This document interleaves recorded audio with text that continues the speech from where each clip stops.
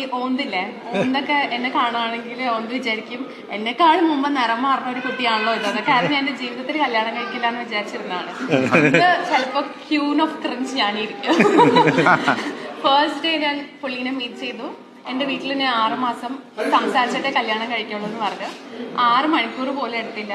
കണ്ടു, അപ്പൊ തന്നെ ഞാൻ യെസ് പറഞ്ഞു. എന്റെ വീട്ടിൽ പറഞ്ഞു ഞാൻ കല്യാണം കഴിക്കാൻ പോകാം. അപ്പൊ എന്റെ വീട്ടുകാരെ പറഞ്ഞു ഇതെന്താ. ഞാൻ ആക്ച്വലി ദുബായിൽ നിന്ന് 1 വീക്കിന് വേണ്ടിയിട്ട് നാട്ടിൽ പോയതാ, കാണാൻ വേണ്ടിയിട്ട്. ഫസ്റ്റ് ഡേ പോയി, അതൊരു ടാക്ടിക്കൽ മൂവ് ആയിരുന്നു. ഞാൻ പോയത് എന്റെ ഫ്രണ്ടിനെ കൊണ്ടുപോയി. ഫ്രണ്ടിന്റെ കുട്ടി ഉണ്ടായിരുന്നു. അപ്പം ഞങ്ങൾ 4 പേര് വരുന്നു.